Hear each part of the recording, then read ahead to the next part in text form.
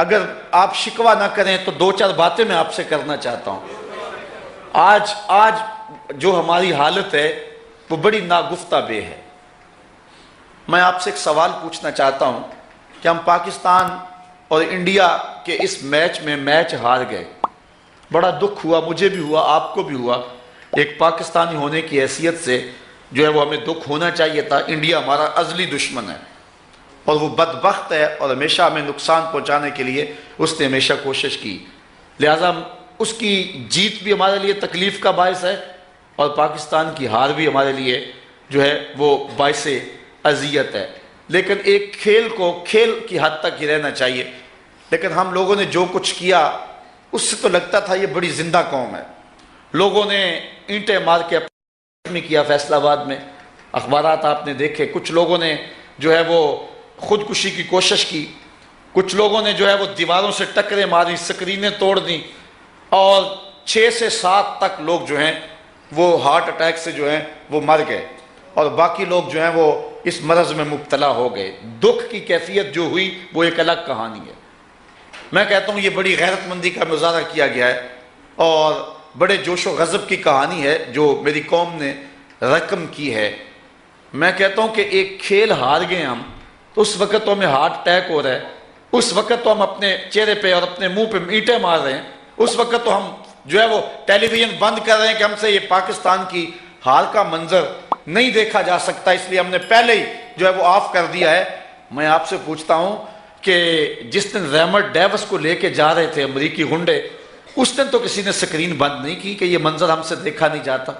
اس دن تو کسی نے سکرین نہیں توڑی۔ پاکستان میچ ہار گیا تو اپنے آپ کو اینٹیں مار رہے اور ہارٹ اٹیک ہو رہے لوگوں کو، جب کتاب رحمت قرآن مجید کو آگ لگا دی گئی تھی اس دن تو کسی ایک کو بھی ہارٹ اٹیک نہیں ہوا، اس دن تو کوئی ایک شخص بھی جو ہے وہ اس کی زندگی زیر و زبر نہیں ہوئی ہے۔ تو مجھے بتاؤ کہ اگر ہمارے اوپر عذاب مسلط ہیں تو کیا ایسا نہیں ہے کہ ہم طاؤس و رباب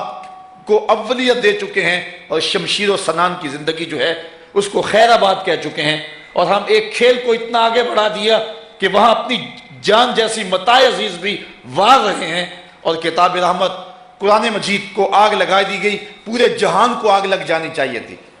لیکن جو ہے وہ چین سے لے کر مراکش تک اور پوری دنیا کے اوپر جتنے بھی مسلمان بستے ہیں، یہ چند مذہبی ذہن اور سوچ رکھنے والے لوگ سڑکوں پہ آئے ہیں، باقی لوگ اپنی عافیت قدوں میں تھے۔ کیا قرآن کا ان کے ساتھ ربط نہیں ہے؟ میچ کے وقت تو ساری قوم دیوانی ہو گئی تھی، ساری قوم میں کہتا ہوں پاگل ہو گئی ہوئی تھی، اور جو بعد میں حال ہوا قوم کا اور جس طرح کے قوم کے جذبات دیکھنے میں آئے، وہ تمہارے جذبات جو ہے کتاب رحمت قرآن مجید کو جب آتش زدہ کیا گیا تھا اس وقت تمہارے مذہبی جذبات کہاں گئے ہوئے تھے؟ اس وقت تمہاری کیفیتیں اس طرح دیکھنے میں کیوں نہیں آئی؟ شاید مغرب تمہیں چیک کرنا چاہتا تھا اور اس نے چیک کر لیا کہ تمہارے نزدیک میچ کی اہمیت زیادہ ہے اور کتاب رحمت کو آگ لگ جائے تو اس کو تمہارے نزدیک جو ہے وہ اہمیت تم نہیں دیتے ہو، اس لیے اس نے دوبارہ اعلان کیا کہ اب اس کے 6000 نسخے بھی جلائے جائیں گے، اور ہر مسجد کے سامنے یورپ کے اندر جو ہے اور امریکہ کے اندر جو ہے وہ ہم مظاہرے بھی کریں گے۔ اس نے اندازہ کر لیا کہ یہ قوم جو ہے وہ قوم مردہ ہے، لیکن اس بجھی ہوئی راکھ کے اندر بھی چنگاریاں موجود ہیں، بعض اوقات ایک شخص ہی پوری قوم کا کفارہ ادا کر دیتا ہے۔ لیکن میں آپ سے یہ پوچھنا چاہ رہا ہوں کہ اپنے اندر آپ خود اتر جائیں اور اپنے آپ سے سوال کریں، چلو ساری زندگی نہیں، میں آپ سے یہ نہیں کہتا کہ بچپن سے لے کر آج تک بوڑھے بھی موجود ہیں، جوان بھی موجود ہیں، جس دن سے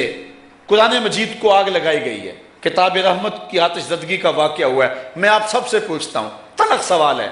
جس دن سے قرآن مجید کو آگ لگائی گئی ہے اس دن سے لے کر آج تک تقریباً 1 مہینہ ہو گیا ہے، مجھے بتاؤ کہ آپ نے قرآن کے لیے کیا کیا ہے؟ مجھے اس سوال کا جواب دو، باقی پچھلی زندگی کا سوال میں نہیں آپ سے کرتا۔ جس دن سے قرآن مجید کو آگ لگائی گئی ہے ابھی مہینہ بھی نہیں ہوا، اس 1 مہینے میں آپ لوگوں نے قرآن مجید کی خدمت اور قرآن مجید کے لیے کون سی نوکری سر انجام دی اور کیا کیا اس کے لیے؟ اگر کچھ کیا ہے تو آپ کو مبارک ہو، اور اگر نہیں کیا ہے تو پھر اپنے اندر اتریں اور آج عزم کر کے، ارادہ کر کے، عہد کر کے جائیں کہ جو زندگی بیت گئی آئندہ زندگی کے